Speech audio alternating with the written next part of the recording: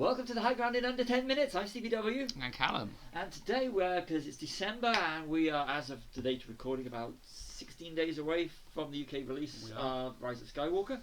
So what's your first memory of Star Wars? My first memory of Star Wars? Well, it's ironic, but watching it out of order. I think the first memory I ever had was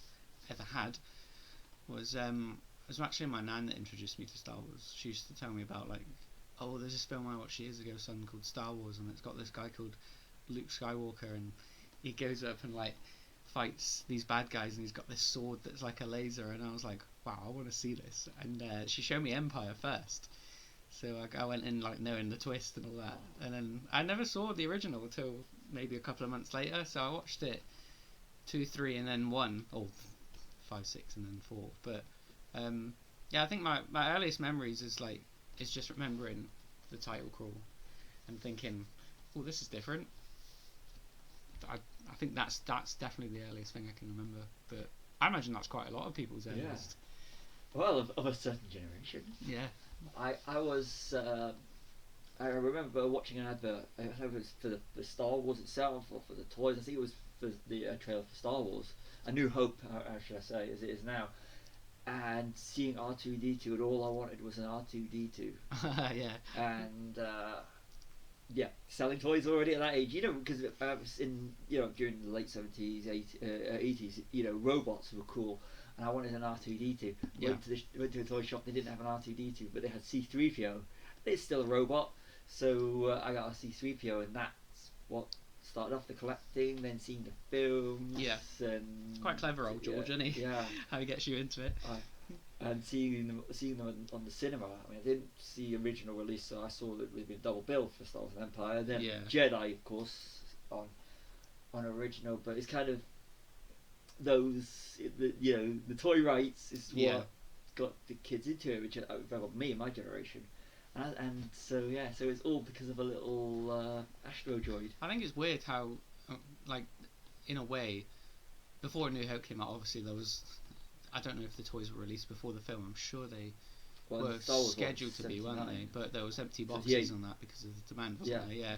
But I mean, it's strange how the prequels were marketed off of the merchandise and everyone was negative towards it. Yeah, it was the same.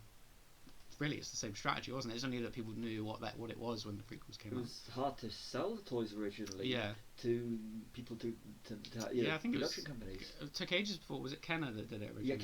Yeah, Kenner got them out because they didn't realize, no one realised that the demand, and it's the only franchise to make more money through the toys than it is through ticket sales. Well, he took a pay cut, didn't he, to get merchandising rights and sequels, because no one's going to want to make a sequel to this. Fox were thinking, what's this trash? We'll get our money back on...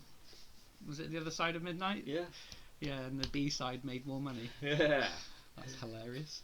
But it's for the I remember because I was at university when the special editions came out. Yeah. So was that 97? That was 97. Oh God. And I remember going to see them. Yeah. I literally, a poor student, made myself even poorer, going all the way from uni in Luton to London just to go and see them back to. I saw Star Wars, had a break, A New Hope, had a break. They went back in and sat through the film a second time. So I did it for every 2 weeks for the release pattern of those. So that was the closest special I got to seeing them in cinema.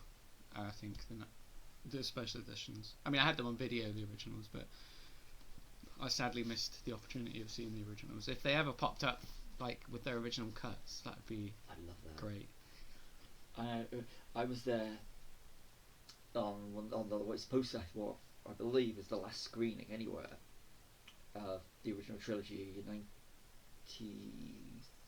94, I think it was 94, of when they showed him in Elstree.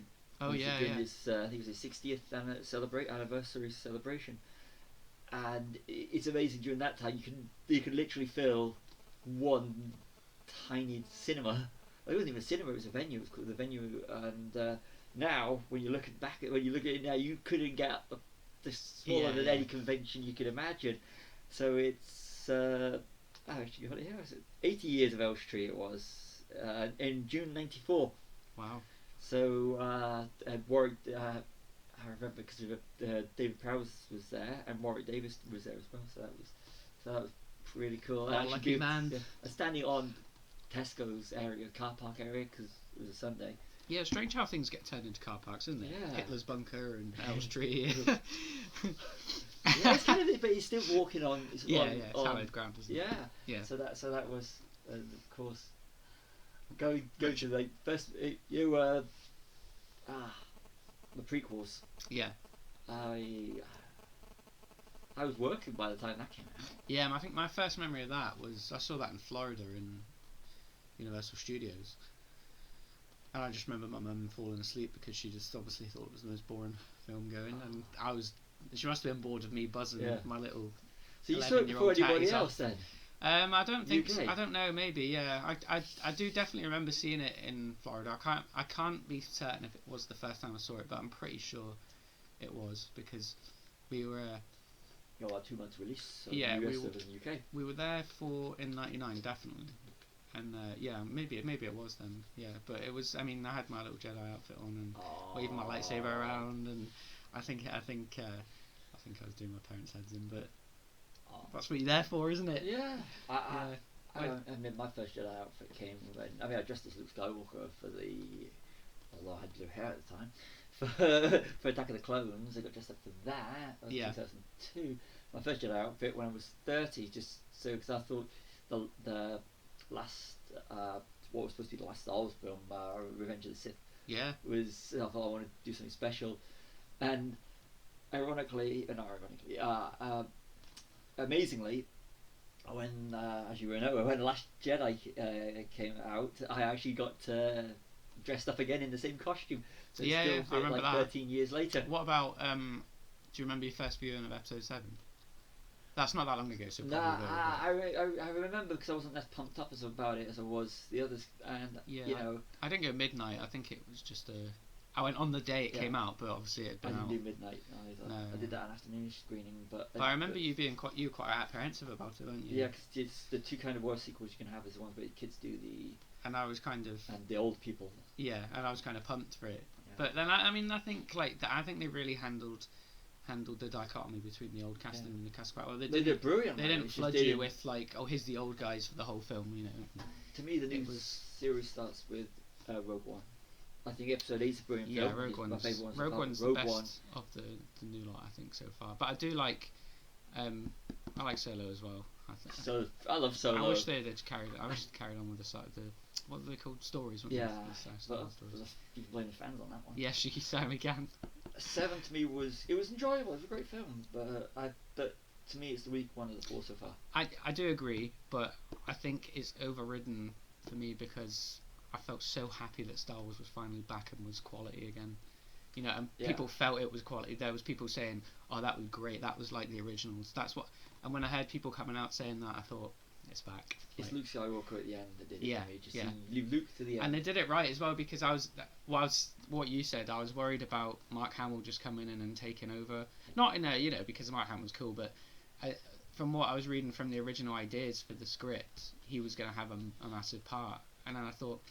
They must have thought as well, no, we need to change this. So I think it's good that they got Lawrence Kasdan to do rewrites and that. So John Williams, of course. Yeah, John Williams, yeah. I mean, I think the original idea was to have, the fight between Rey and Kylo at the end, when the lightsabers getting fought between them, it was going to spin off and Luke was going to catch it, I think. Yeah. Which would have been pretty cool, but it didn't need to happen, did it?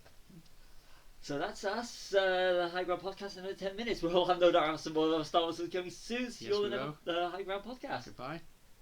We'll probably have some in the next one. Yeah.